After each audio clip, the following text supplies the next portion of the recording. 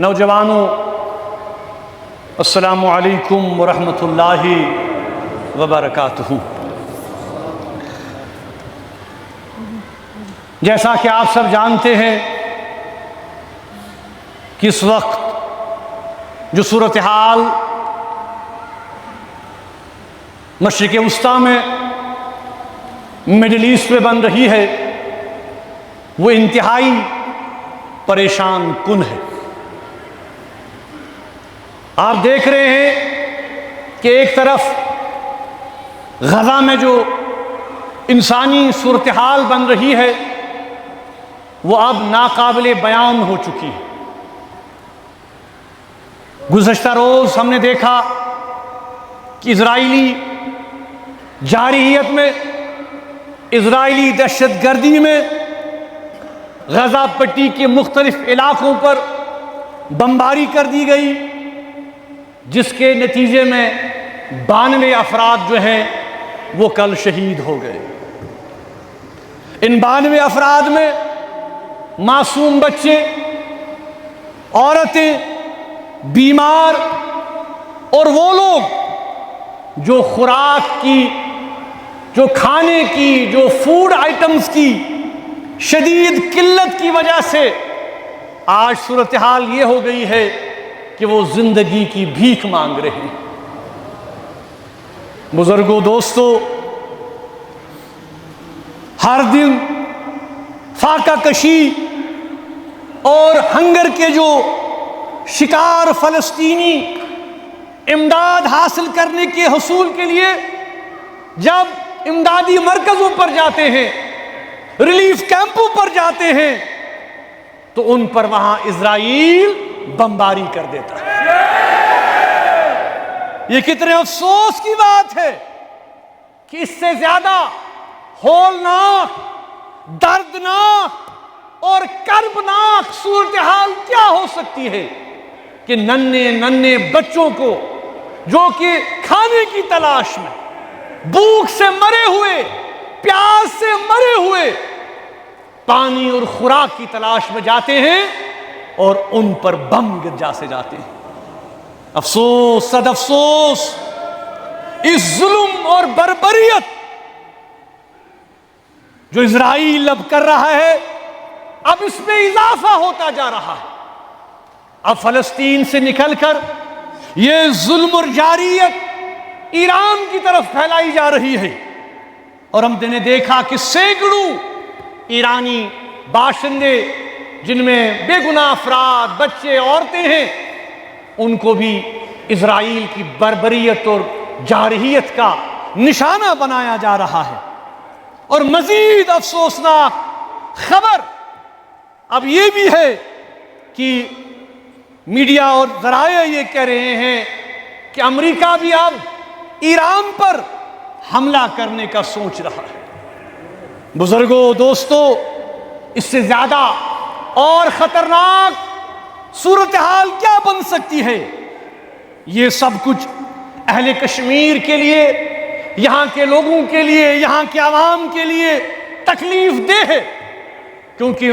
مشرق وسطیٰ سے جو ہمارا تعلق صرف دینی تعلق نہیں ہے، ایران سے ہمارا رشتہ صرف دینی رشتہ نہیں ہے، ہمارا ثقافتی، ہمارا کلچرل ایک رشتہ بھی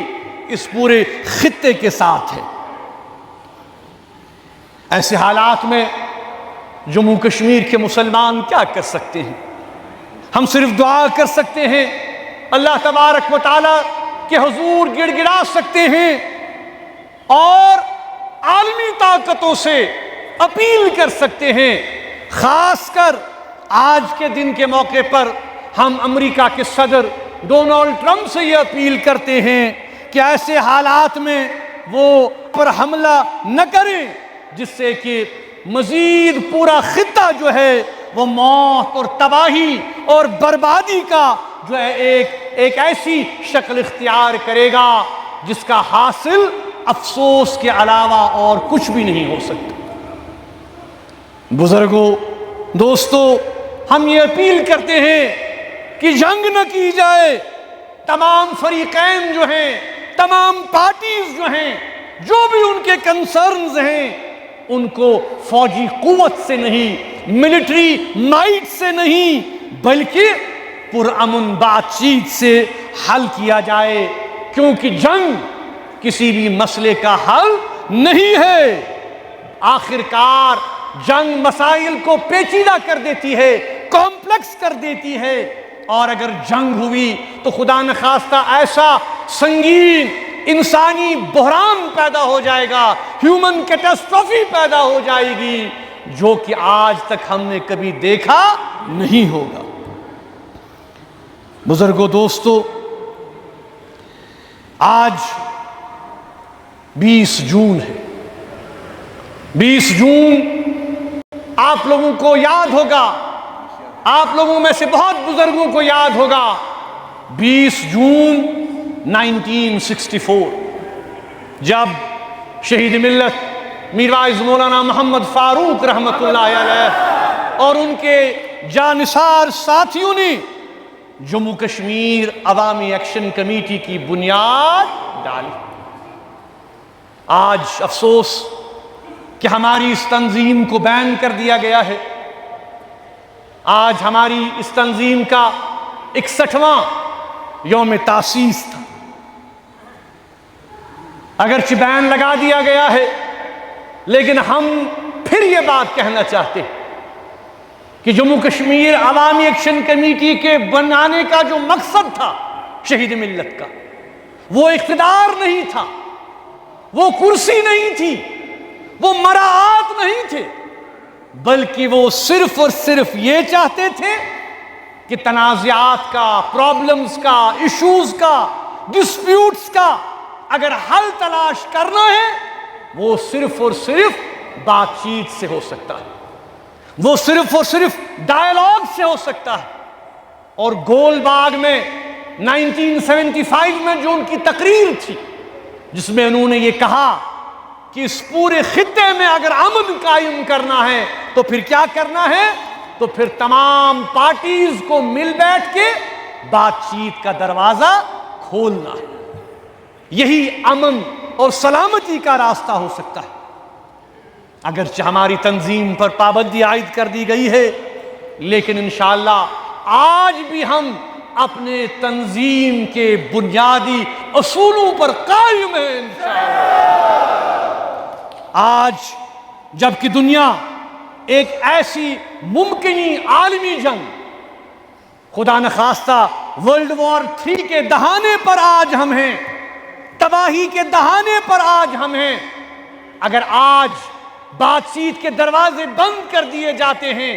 اگر آج کنفرنٹیشن کے دروازے کھول دیے جاتے ہیں، تو میں سمجھتا ہوں کہ اس سے زیادہ نہ صرف بدقسمتی مشرق وسطیٰ کے لیے کیا ہوگی اور بر صغیر کے لیے کیا ہوگی، کیونکہ آج بھی ہم ایک تنازع میں جی رہے ہیں، ایک مسئلے میں جی رہے ہیں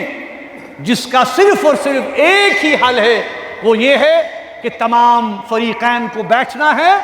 اور اس مسئلے کا حل پرامن طریقے سے نکالنا ہے۔ آج بھی جموں کشمیر عوامی مجلس عمل جیسی تنظیموں کا جو وجود ہے، اس کی اہمیت، اس کی افادیت آج زیادہ بڑھ گئی ہے، کیونکہ ان تنظیموں کا ذاتی غرض نہیں ہے، ان کا مقصد اقتدار اور مراعات نہیں ہے، ان کا مقصد یہ ہے کہ ہم جنوبی ایشیا کو جنگ اور کنفرنٹیشن اور انہائلیشن، جو پچھلے دنوں ہم نے دیکھا جب دونوں طرف نیوکلیئر طاقتیں ہندوستان اور پاکستان ایک دوسرے کے نبرد آزما ہو گئی۔ نہ ہم جنگ چاہتے ہیں، نہ ہم مشرق وسطیٰ میں، نہ بر صغیر میں، ہم امن چاہتے ہیں۔ جموں کشمیر کے لوگ امن چاہتے ہیں، لیکن امن تب تک قائم نہیں ہوگا جب تک عدل اور انصاف کے تقاضوں کو پورا نہیں کیا جائے گا۔ اس لیے ہم یہ توقع رکھتے ہیں۔ بزرگوں، ہمارے مسئلے سے ایک اور سنگین مسئلہ جڑا ہوا ہے۔ وہ کیا ہے؟ وہ ہمارے کشمیری سیاسی قیدی۔ اگرچہ عید پر میں نے بات کی، اپیل بھی ہم نے کی حکومت سے کہ جو ہمارے پولیٹیکل پرزنرز ہیں، جو ہمارے سیاسی قیدی ہیں، جو سالوں سے جیلوں میں بند ہیں، ان کی رہائی عمل میں لائی جائے، ان کو چھوڑا جائے، لیکن کم سے کم جب تک ان کو چھوڑا جائے گا تب تک ان کے جو بیسک ہیومن رائٹس ہیں کم سے کم ان کو تو بحال کیا جائے۔ یہ کتنے افسوس کی بات ہے کہ کل ہی ہمیں یہ اطلاع ملی شبیر احمد شاہ صاحب بہت بیمار ہیں، بہت زیادہ علیل ہیں۔ ان کی اہلیہ سے میری بات ہوئی، انہوں نے ایک خط بھی تمام جو لیڈرشپ ہے ان کو بھیجا ہے، اور اس میں انہوں نے یہ بیان کیا ہے کہ تہاڑ جیل میں ان کی صحت بہت زیادہ خراب ہو چکی ہے، اور کتنے افسوس کی بات ہے وہ کہہ رہی ہیں کہ پچھلے 2 سال سے جو ان کو عدالت نے ایک حق دیا تھا جیل مینولز کے حساب سے کہ ہفتے میں ایک بار وہ اپنی فیملی سے 5 منٹ کے لیے فون پر بات کر سکتے ہیں، پچھلے 2 سال سے انہیں اس حق سے بھی محروم کر دیا گیا ہے۔ وہ کورٹ میں گئے، لوور کورٹ سے ہائی کورٹ میں گئے، ہائی کورٹ نے بھی فیصلہ دیا، لیکن ابھی تک ان کو یہ حق نہیں دیا جا رہا ہے کہ وہ 5 منٹ کی فون کال کم سے کم اپنی فیملی کے ساتھ کر سکے۔ یہ کیا ظلم ہے، یہ کیا ناانصافی ہے۔ یہ حال شاہ صاحب کے ساتھ ساتھ اور بھی بہت سارے جو ہمارے سیاسی قیدی ہیں جو جیلوں میں ہیں، سیاسی قیدیوں کو سال ہا سال قید میں رکھنا، ان کی جو ٹرائل ہے اس کو بڑھاتے رہنا، طول دیتے رہنا، کیا یہ انصاف کے تقاضوں کے ساتھ زیادتی نہیں ہے؟ At the end of the day جب ہم وکلاء سے بات کرتے ہیں، وکیلوں سے بات کر رہے ہیں جو ان کے کیس لڑ رہے ہیں، وہ کہہ رہے ہیں کہ عدلیہ بھی عدل کا مظاہرہ نہیں کر رہی، اور کہیں نہ کہیں سیاسی پریشر میں آتے ہوئے ان کو وہ راحتیں نہیں دی جا رہی ہیں جن کا انہیں حق بنتا ہے۔ میڈیکل گراؤنڈز پر شاہ صاحب نے بیل کے لیے اپلائی کیا تھا، ان کو شدید تکلیف ہے، ان کو فوری طور پہ ایمرجنسی آپریشن ہے، ان کی فیملی کہہ رہی ہے کہ خدا نخواستہ ہمیں یہ ڈر ہے کہ انہیں کوئی خطرناک بیماری نہ لاحق ہو گئی ہو جس کا انہیں امیڈیٹ سرجری کرنے کی ضرورت ہے۔ تو ہم اپیل کرتے ہیں جیل انتظامیہ سے، حکومت سے، گورنمنٹ آف انڈیا سے کہ خدا را کم سے کم جو جیل میں باقی جیل قیدیوں کے حقوق ہیں ان حقوق کا احترام کیا جائے اور انہیں بیسک میڈیکل فیسلٹیز دی جائیں، اور اگر ان کا کیس بنتا ہے، بیل کا جو کہ بنتا ہے، اتنے علیل ہیں، بڑے بڑے سیاستدان جو کرپشن میں، جو باقی چیزوں میں انوالو ہیں، ان کو فوراً بیل ملتی ہے، لیکن جب بھی کشمیر کا کوئی مسئلہ آتا ہے اس کو سیاسی بنیادوں پر پیچھے ہٹا دیا جاتا ہے۔ اس لیے ہم توقع رکھتے ہیں کہ تمام جو سیاسی قیدی ہیں ان کے ساتھ انصاف کیا جائے اور ان کی فیملی کو ان سے بات کرنے کی اجازت دی جائے۔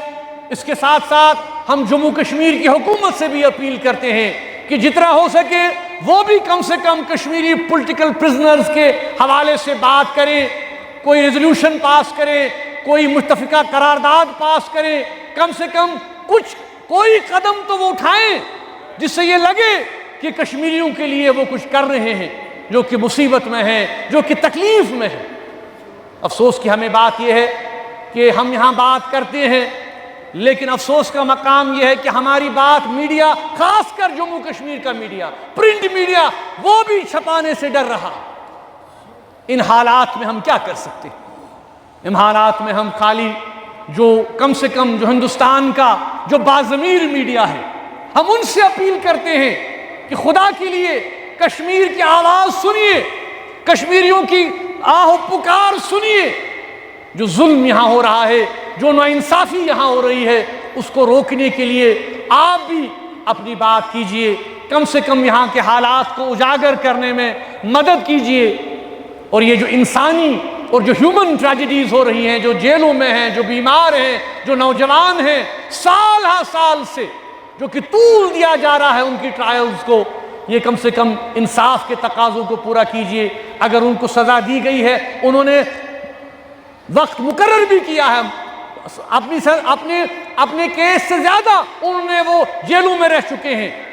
اب ان کو رہا کرنے کی ضرورت ہے۔ ہم توقع رکھتے ہیں کہ حکومت جو ہے اس حوالے سے اپنی ذمہ داریوں کا احساس کرے گی۔